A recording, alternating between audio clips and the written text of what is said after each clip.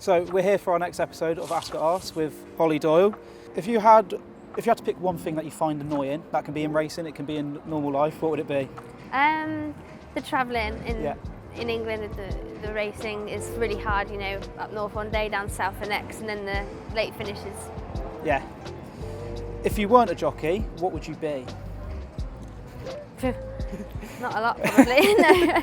I used to like the idea of being a vet, but don't think I'd have the intelligence to do that. What is your favourite thing about racing here at Ascot? I just like the track. It's beautiful to ride. I've been lucky here, and there's always such a good atmosphere, and you know it's always impeccable. And what is one thing that makes you smile in life? Riding winners. Yeah? Yeah. I think everyone loves to ride a winner, don't they? Yeah. What is it like winning at Royal Ascot? Obviously you had the winner on Bradshaw. What was that feeling like? What was the emotion that if you can remember back to that? His owners were there because obviously it wasn't in the year of COVID, and there were quite a few family members, and it was just nice because obviously he won the Coventry, and then you don't get many that win a Coventry and come back a few years later and crack a King stand. So no, it was just a pretty good achievement from the horse's behalf. If you could have a superpower, what would it be? Fly. Fly. So you don't have to drive everywhere. I mean, that's very. Oh yeah, no, totally. If you were deserted on an island, what is the one thing that you were taking with you? Some water. Just some water. Yeah. Yeah. Keeps. Really bad answer? Such a practical answer. I mean, I love it. I mean, Billy said he's taken a Kinder Bueno, so yours is more practical than that. Yeah. What is your first memory of being around horses or watching horse racing on TV? I was lucky as a kid. I just grew up around horses. They were like, sounds awful, like my best friends. I wasn't interested in making friends. I was happy to be with the horses. I was a bit weird. My gran used to have quite a few foals, you know, on the ground in the summer months, and I just used to lie out in the field with them as a really young kid and just do my own thing. Probably a bit weird, but no, that's brilliant. That's my earliest memory anyway. Is there one horse that sticks out in your mind? Is it like a name of a horse that sticks out in your mind of that? Or is there... Not really. I suppose my first ever pony, Jerry's a bit famous assassin actually. He saw me through most of my childhood because I never grew out of him. Yeah. Because he was only 12'2" and I was about 4 foot. So, yeah. So if you had to pick a favourite time of day, what part of the day would you pick? Probably the morning. Yeah? Yeah, I like getting up and out and getting on with things.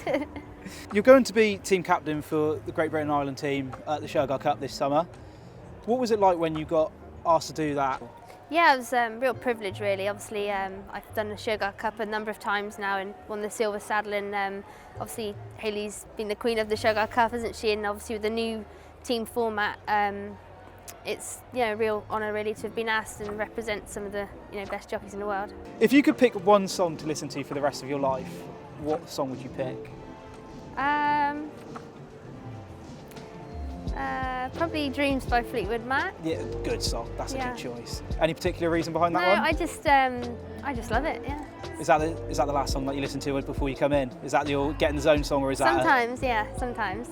What is the best race you have won to date? Probably my first classic winner in the Prix de Diane. Yeah. On Nashua. Yeah. That was. What was the feeling?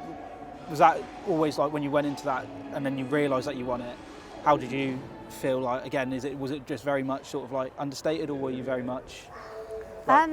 I was just delighted that I could deliver for my connections. Obviously, I was given a huge job by Ahmed Al Sagar and has most of his horses in training with John Gosden, and obviously he's not a trainer I'm attached to other than with my connection with Imad. So I wanted to prove people that I was up to the task, and thankfully Nashua and I were that day, and it worked out well. What do you do when you're not racing? I'm never not racing. I'm racing every day. But when I'm not racing, I'm usually in the gym, doing the cleaning, catching up on jobs, quite normal things really. Trying to see some of my family and friends, which is easier said than done, but no, that's about it. Does Tom leave a lot of mess then, does he? He's all right. He's all right. What is your proudest moment in the sport? Proudest moment in the sport? I don't know. I don't really have that proud feeling. I see it as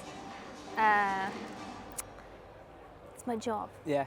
And that's what I'm paid to do. That's what I'm here to do. Yeah. So I don't really feel like I'm so proud of myself. Okay. Yeah. But I obviously really do appreciate some of the things I've done. Like I said, I think my first classic winner, I remember being stood up on the podium and they played the national anthem, and that was a bit like, whoa, a whoa moment. But yeah, I suppose I don't really feel that proud, but that was a good moment. Yeah. If you had to sum up Royal Ascot in 3 words, what would those 3 be? Intense, exciting and prestigious. What is that week like for a jockey in general? Is it quite hard going? Is it full on for the week and like you get to Saturday and you'll sort of ease up, or is it you're taking every moment in? Every day is the same really. You just want to get in, get your head down, get your, the right headspace and ride your horses. Yeah. Which is similar to every day really, because we race every day, but obviously Royal Ascot has got that different feeling to it. There's a sense of not pressure, but you want to just deliver. You don't want to make any mistakes. You know how much has gone into it from the trainers, the lads in the yard. There's so many aspects behind the scenes, and on the day it's down to you. You do the steering, and there's a lot of weight on your shoulders. So the last thing you want to do is mess it up for everyone. Yeah. It's not only you that's paying the price, really. Yeah. What is your favourite place in the world? I love home. Yeah. But my favourite place in the world so far is probably Japan. Yeah.